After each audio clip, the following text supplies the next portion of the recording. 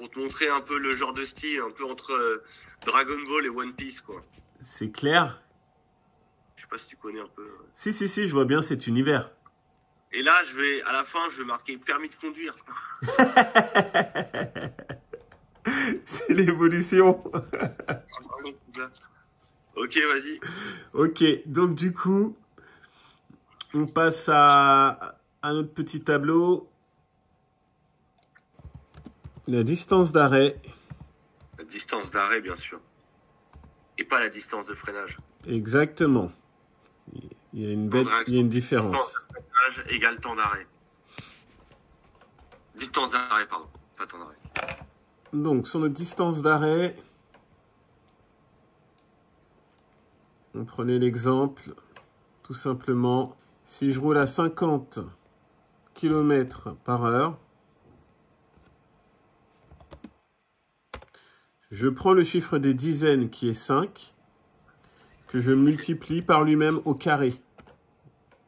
Donc 5 fois 5, qui est égal à 25 mètres qu'il me faudra pour pouvoir m'arrêter. Donc, je compte... km/h, il faut 25 mètres pour t'arrêter. Voilà, donc je pars du principe que j'ai toujours la super voiture hyper moche. Je me permettrais de les montrer à mon fils quand même.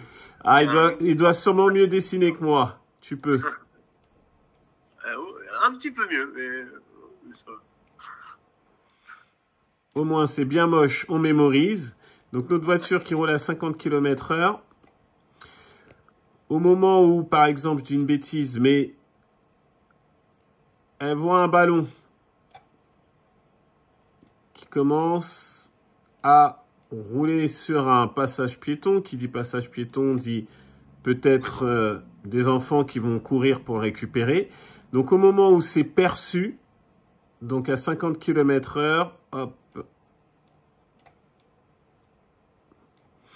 il y a le temps pour réagir à un ballon. Notre voiture aura parcouru une certaine distance. Notre voiture, par exemple, se retrouve ici. Le temps d'appuyer sur le champignon. Voilà. Temps de freinage. Et notre véhicule s'arrête là. Donc, cette zone ici, qu'on appelle temps de réaction. Donc, attends, laisse-moi cliquer. Temps de réaction ici. 12,5. Et mètres. Là, ouais. Temps de freinage. Ça nous donne notre distance d'arrêt. Temps de réaction plus temps de freinage et notre distance d'arrêt. Égale notre distance d'arrêt. Ok, je fais les calculs. Si on roule à 60 km/h et je vois un obstacle et je dois freiner, je freine. 6 x 6, 36. Il me faudra 36 mètres pour m'arrêter. C'est ça, hein. Je chope le truc. C'est ça. Et en grosso modo, ici, on peut estimer que ça vaut 12 mètres. 12,50, hein. 12,5. Ah, c'est ce que j'avais calculé, ouais. 12,5. Hop, hop. Plus 12,5 est égal à nos 25 mètres. Bien sûr. 100 km/h, c'est 10 fois 10, ça fait 100. Il faut 100 mètres à 100 km/h pour t'arrêter. Exact. Voilà. 1 mètre par